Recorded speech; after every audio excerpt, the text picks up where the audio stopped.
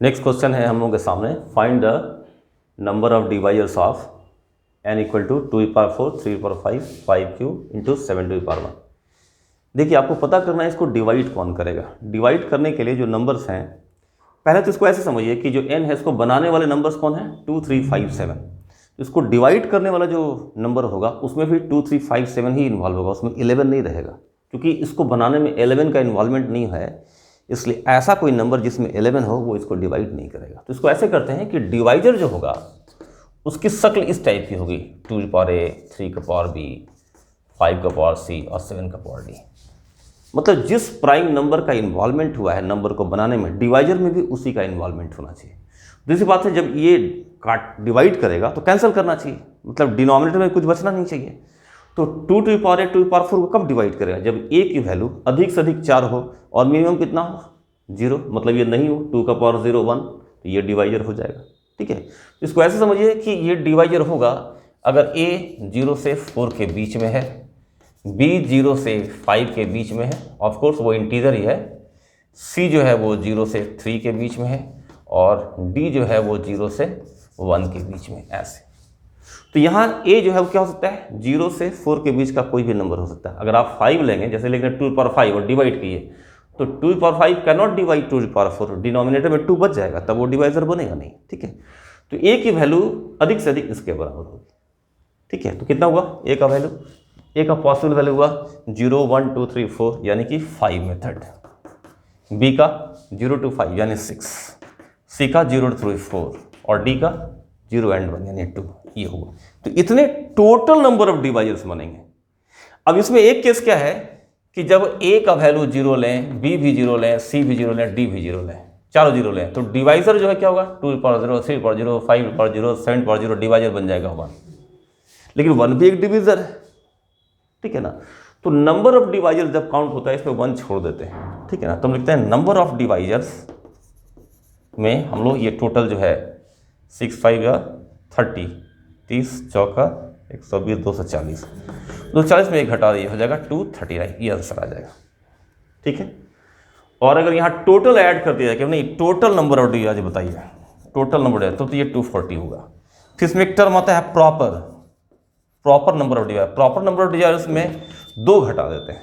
2 कौन, जब a का वैल्यू 4 लें, b का वैल्यू 5, c का वैल्यू 3 और d का वैल्यू 1, तो डिवाइजर n ही हो जाएगा। और प्रत्येक नंबर अपना डिवाइजर खुद होता है, तो 1 और द नंबर इटसेल्फ दोनों डिवाइड करता है नंबर n को। ठीक है, तो इसलिए 2 घट जाता है प्रॉपर नंबर ऑफ डिवाइजर्स में। ठीक है, एक बात हुई। दूसरी बात इसमें होती है कि अगर पूछ दिया जाए इसमें कि कितने ऐसे डिवाइजर्स होंगे, कितने ऐसे डिवाइजर्स हैं जो ऑड नंबर है, मतलब अब आपको निकालना है divisors which are odd number या ऑड डिवाइजर्स कह लीजिए, ऐसी संख्या जो इसको डिवाइड तो कर रही है मगर वो ऑड है। तो उसके लिए क्या करना होगा, इसको छोड़ देना होगा। आपको केवल डिवाइजर में केवल ऑड का प्रेजेंस रखना पड़ेगा, तो इसको हमने हटा दिया। अब डिवाइजर में केवल ये रहेगा। ठीक है, यानी कि b कितना 0 to 5, c 0 to 3 और d 0 to 1, तो कितना होगा ये 6 × 4 × 2 है ना, यानी कि 48। ठीक है, अब इसमें अगर हम 0 ले लें, तीनों डाल देंगे तो 1 भी इसमें इंक्लूडिंग 1 है, और डिवाइजर्स इंक्लूडिंग 1 भी इसमें इंक्लूडिंग है, क्योंकि जब आप बी सी डी तीनों 0 लेंगे तो 1 आ जाएगा, तब इतना आ जाएगा। अगर एक्सक्लूडिंग 1 कहेगा तो 48 में 1 घटा देंगे। अब अगर कहेगा नंबर ऑफ इवन डिवाइजर्स कितना है, तो पूरे में से आप और डिवाइजर घटा देंगे, निकल जाएगा। ठीक है, अगले सवाल की ओर चलते हैं। कहता है how many words of 4 letters can be formed from the letters of the word proportion. ठीक है, अब यहाँ देखिएगा प्रोपोर्शन में 3O है, 1, 2, 3 और 2 P है, 1, 2 और 2 R है। लेकिन आपको 4 लेटर वर्ड्स ही बनाने हैं, ये बात है। अगर सबको लेकर बनाना होता तो हमारे पास 3, 2, 5, 2, 7, 3, 10 है, direct factorial 10 by factorial 3, factorial 2, factorial 2 कर देते। लेकिन जब कुछ आइडेंटिकल ऑब्जेक्ट्स मौजूद रहते हैं उसमें, and taking some of them at a time करना होता है तो उसका कोई फॉर्मूला नहीं होता, ये मैंने पहले बताया था। जैसे कहता है टेकिंग 4 ऑफ देम, तो वो जो 4 होगा इनमें से कोई 4, तो कौन सा 4, क्या वो चारों डिफरेंट हैं या उनमें कुछ आइडेंटिकल भी है, तो उसके बेसिस पर क्या होता है केस बनते चले जाते हैं। जैसे अगर ऑल 4 डिफरेंट है, ऑल 4 डिफरेंट मतलब जैसे देखोगे 1 2 3 4 5 6 6 टाइप्स के हैं। कितने टाइप के लेटर हैं? 6 टाइप। अगर हम ऐसा वर्ड बनाए जिसमें चारों डिफरेंट हो, जैसे इस OPRT ऐसे OPRT या PTIN इस टाइप का, ठीक है, चारों डिफरेंट है। तो 6 जो टाइप है इसमें से किसी 4 को हम सेलेक्ट कर लेते हैं, इन्हीं 4 1 2 3 4 4 5 6 टाइप, तीनों को एक ही मानेंगे, है ना, एक टाइप, चाहे ये वो लो चाहे वो लो वही रहेगा। तो 6 टाइप में से 4 टाइप चुन लेना है और उसका फैक्टोरियल 4 कर देना है, ठीक है। इतने वर्ड्स बनेंगे जिसमें ऑल 4 लेटर्स क्या होंगे? डिफरेंट रहेंगे। लेकिन अगर 3 आइडेंटिकल और 1 डिफरेंट ले, क्या ऐसा संभव है ऑल 4 आइडेंटिकल की 4 लेटर हैं चारों आइडेंटिकल हो? तो इसमें चारों आइडेंटिकल नहीं मिल सकता।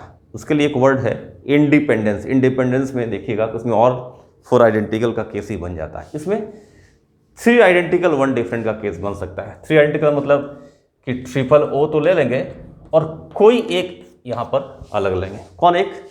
या तो P या R या T या I या N, यानी बाकी 5 जो डिफरेंट टाइप है इसमें से कोई एक डाल देंगे, 5 में से कोई एक डाल देंगे। मान लीजिए हमने T डाल दिया तो ट्रिपल OP, अगर T डाल दिया तो ट्रिपल OT, और उसका अरेंजमेंट कितना होगा? तो फैक्टोरियल 4 बाई फैक्टोरियल 3 ऐसे, ठीक है। सेकंड केस आता है 2 आइडेंटिकल एंड 2 डिफरेंट। 2 आइडेंटिकल कैसे होगा? तो या तो दोनों O ले लें हम लोग, दोनों O दोनों P, या दोनों O दोनों R, या दोनों P दोनों R, ऐसे तो काउंट कर लो 3। और नहीं तो ऐसा कहो कि 2 के 3 पेयर हमारे पास मिल सकते हैं, 2P 2R 3 पेयर हैं, तो हमें 2 पेयर की जरूरत चाहिए, एक आइडेंटिकल का पेयर, सॉरी ये 2 डिफरेंट है, 2 आइडेंटिकल चाहिए और 2 डिफरेंट चाहिए। तो क्या करेंगे? इन तीनों में से कोई एक पेयर ले लीजिए आप, ठीक है। ये गलत लिखा गया, 3C1 कोई एक ले लीजिए, है ना। ये अगले केस का पहले मुंह से बोल दिया गया, कोई बात नहीं, देख लेते हैं। हमें 2 आइडेंटिकल चाहिए। 2 आइडेंटिकल मतलब जैसे 2 O ले लिए तो यहाँ 2 डिफरेंट लेना होगा, जैसे PT RT, ठीक है। तो 2 आइडेंटिकल कितना हुआ? 1 2 3 में से कोई एक, या तो डबल O या डबल P या डबल R, और यहाँ पर 2 डिफरेंट चाहिए। 2 डिफरेंट मतलब रिमेनिंग 5 जो है उसमें से कोई 2 चुन लेना और फैक्टोरियल 4 बाई फैक्टोरियल 2 कर देना इसका। जैसे OOPT लेते हैं जिसका म्यूचुअल परमुटेशन कितना होगा? फैक्टोरियल 4, और 2 आइडेंटिकल उससे भाग दे देंगे, ठीक है। अब ये आया case 2 identical of 1 kind 2 identical of another kind. इसमें क्या होगा? ये काउंट कर लीजिए, डायरेक्टली 3 लिख दो, या कह सकते हो कि 2 आइडेंटिकल के 3 पेयर हैं, हम कोई 2 पेयर चुनेंगे तो 2 पेयर मिलता जाएगा। अब उनका म्यूचुअल परमुटेशन कैसे होगा? फैक्टोरियल 4 बाई ये फैक्टोरियल 2 और फिर ये फैक्टोरियल 2, ठीक है। ये 4 केस बने आपके सामने, और लास्ट में क्या होगा? इन चारों केसेस को जोड़ देंगे, तब जाकर के हमारा आंसर होगा ये। अगला सवाल एक बहुत ही इंपॉर्टेंट सवाल है, कहता है find the number of triangles formed using the vertices of a polygon of n sides. Polygon में n साइड्स हैं, इसका मतलब n वर्टिसेस भी हो जाएंगे। Having no side in common with the sides of the polygon, इसका मतलब एक पॉलीगन लीजिए, इसमें n वर्टिसेस हैं तो n साइड्स भी हो जाएंगे, 1 2 इस तरह से n साइड्स बन जाएंगे।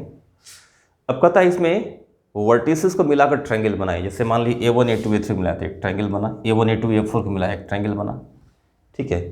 AN A3 A5 को मिलाते हैं, ऐसे भी ट्रायंगल बना। तो अगर कोई रेस्ट्रिक्शन नहीं रहता तो नंबर ऑफ ट्रायंगल के लिए क्या चाहिए? कोई भी 3 पॉइंट चाहिए जो कॉलिनियर नहीं है, तो इसमें तो कॉलिनियर आएगा नहीं। कोई 3 पॉइंट लेंगे, कॉलिनियर आएगा नहीं। तो टोटल हमारे पास वर्टिसेस हैं n, और उसमें किसी 3 का आप सिलेक्शन कर लिए, ठीक है। जैसे मान ली 1 2 3, तो ये ट्रायंगल बन गया, ठीक है। तो इतने टोटल नंबर ऑफ ट्रायंगल्स बनेंगे। लेकिन सवाल ये नहीं कह रहा है, सवाल कह रहा है कि ऐसे ट्रायंगल्स चाहिए जिसका अपना जो साइड है वो पॉलीगन के साइड से मैच नहीं करता, उससे कॉमन नहीं होता, ठीक है। तो 2 केसेस यहाँ उभरते हैं। एक, नंबर ऑफ ट्रायंगल्स जो बन रहे हैं having 2 sides in common with the sides of the polygon, मतलब ऐसे ट्रायंगल के 2 साइड कॉमन हो जाए। जैसे अगर आप A1 A2 A3 बनाइए, देखिएगा ये A1 से A2 A2 से A3, ये जो ट्रायंगल बनाएंगे इसमें A1 A2 A2 A3 2 side common हो गए। अगर A2 A3 A4 लेंगे आप ये साइड A2 A3 A4 क्या हुआ, दो साइड कॉमन हो जाएंगे। तो कंटिन्यूएशन में अगर पॉइंट्स लेते हैं ना तो दो साइड कॉमन आ जाता है, मतलब ऐसे A1 A2 A3 A2 A3 A4 है ना, इस तरह से। लास्ट कहाँ होगा, लास्ट यहाँ होगा AN A1 A2 ऐसे, AN A1 A2 लास्ट होगा AN A1 A2। ठीक है, शॉर्ट में चलिए ऐसे कीजिएगा 1 2 3 2 3 4 3 4 5 और लास्ट में कहाँ चल जाएगा N 1 2। कितना बना 1 2 3 N, कितना हो गया ये N। So there are N triangles having two sides in common with the sides of the polygon. तो ये तो आसान था, इसको हटाना पड़ेगा, इसमें से एक चीज और हटानी पड़ेगी आपको। क्या चीज, कितने ऐसे ट्रायंगल्स बनेंगे जिसका एक ही साइड है जो पॉलीगन के साइड से कॉमन होगा, यानी कि नंबर ऑफ ट्रायंगल्स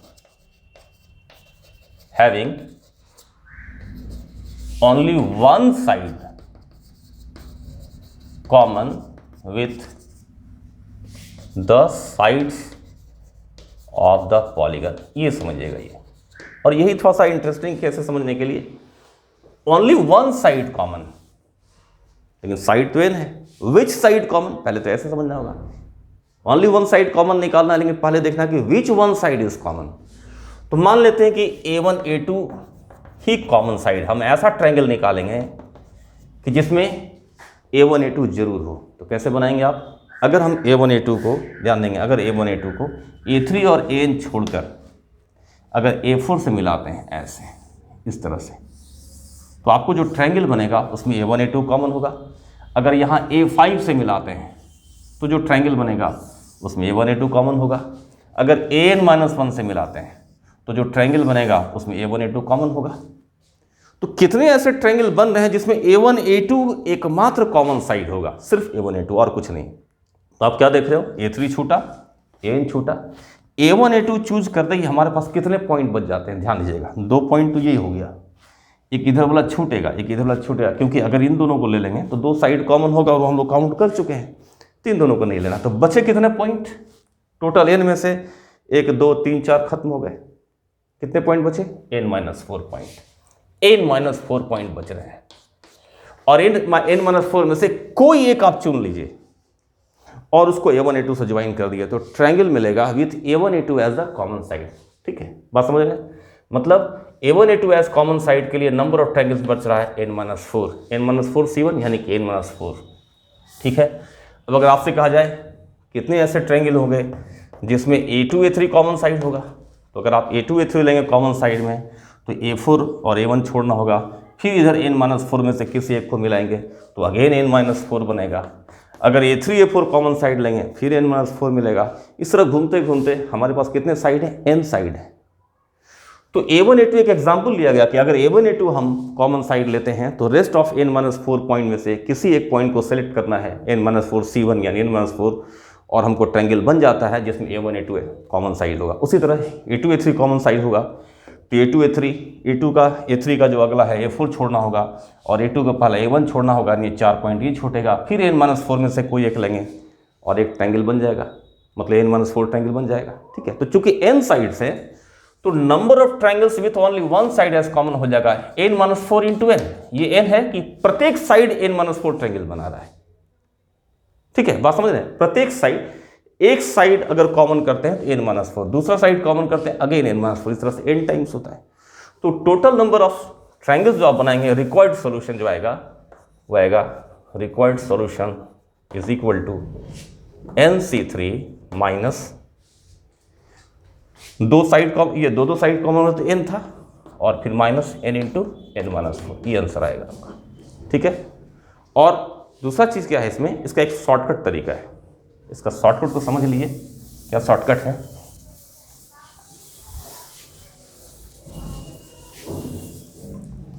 कि हमारे पास जो ये पॉलीगन बना हुआ है A1 A2 A3 A4 A5 AN-1, यानी इस तरह से। इसका एक शॉर्टकट तरीका ऐसा है कि मान लीजिए कि हम इसको चुन लेते हैं। फर्स्ट हमें ट्रायंगल ऐसा बनाना है जिसका अपना साइड पॉलीगन के साइड से कॉमन ना हो। तो मान लीजिए हम फर्स्ट इसको चुन लेते हैं, तो फर्स्ट चुनते ही अगला नहीं चुनना होगा, क्योंकि अगला जैसे ही चुनेंगे तो साइड कॉमन हो जाएगा। हमें 3 पॉइंट चूज करने हैं, पहला पॉइंट ये ले लिए तो अगला नहीं लेंगे। फिर मान लीजिए दूसरा, मान लीजिए इसको ले लेते, दूसरा कोई ले ले, मान लीजिए यहाँ दूसरा ले लेते हैं, तो दूसरा का अगला फिर छूटेगा। तीसरा मान लीजिए यहाँ ले लेते हैं थर्ड, तो इसका अगला भी छूट जाएगा। बात समझिएगा, जैसे ही हम फर्स्ट A1 को लिए, A1 का अगला अपने ही सेलेक्ट कर सकते हैं। दूसरा कहीं लिए, मान लीजिए सेकंड इसको लिए, तो उसका अगला छूट जाएगा। फिर तीसरा कहीं लेंगे तो तीसरा का अगला छूट जाएगा। तो कितने छूटते हैं? First, next to first, next to second and next to third, 3 छोड़ना पड़ता है। जैसे ही किसी एक को पहला पॉइंट ट्रायंगल बनाने के लिए जैसे ही पहला कोई पॉइंट हम चुनते हैं, उसके करस्पॉन्डिंग हमको 3 छूट जाता है। लेकिन 2 चुनना है, सेकंड थर्ड के लिए 2 चुनना है, और 3 छूट रहा है और 1 चुना जा चुका है। तो इनमें से 1 चुन लिए, next to first, next to second, next to third छोड़ना है आपको। तो बचा कितना? n-4 बच गया। फिर समझिएगा, 1 चुने वो 1 घट गया, जिसको चुने उसका अगला नहीं चुनाएगा, नहीं सिलेक्ट होगा। सेकंड थर्ड सेलेक्ट करना है, लेकिन ऐसा कि वो दोनों कंटिन्यूएशन में ना हो, तो सेकंड का अगला नहीं सिलेक्ट होगा, थर्ड का अगला नहीं सिलेक्ट होगा, क्योंकि थर्ड और 1 कंटिन्यूएशन में नहीं आना चाहिए। तो कहने का मतलब कि n-4 पॉइंट बच रहा है, जिसमें 2 चुनना है, जिसका नाम है सेकंड और थर्ड। तो हो जाएगा n-4 C2S। ठीक है, कहोगे ये आंसर हो गया, ये तो आंसर ये नहीं लग रहा है। नहीं, अभी चेंज होगा। फर्स्ट ये लिया ना, हो सकता है फर्स्ट ये लेते हैं, हो सकता है फर्स्ट ये लेते हैं, हो सकता है फर्स्ट ये लेते हैं। तो फर्स्ट कौन हो सकता है? कोई भी, इनमें से कोई भी एक हो सकता है, तो into n हो जाएगा। अब इसमें गड़बड़ी क्या होगी कि अगर मान लिए आपने इसको फर्स्ट लिया, यहाँ सेकंड लिया, यहाँ थर्ड लिया, फिर ये फर्स्ट लिया, कोई और सेकंड, कोई और थर्ड, फिर ये फर्स्ट लिया, कोई और सेकंड, कोई और थर्ड, तो कभी घूमते घूमते ये फर्स्ट हो जाएगा, ये सेकंड हो जाएगा और ये थर्ड हो जाएगा। फिर घूमते घूमते ये फर्स्ट हो जाएगा, ये सेकंड हो जाएगा और ये थर्ड हो जाएगा। तो इस तरह से हम देखते हैं क्या कि एक ही सॉल्यूशन जो है वो 3 बार काउंट हो रहा है। First second third, first second third, first second third, 3 बार काउंट हो रहा है। तो 3 से हम डिवाइड कर देते हैं। ठीक है, अब ये जो आंसर आएगा और ये जो आंसर आएगा क्या होगा? दोनों सेम होगा।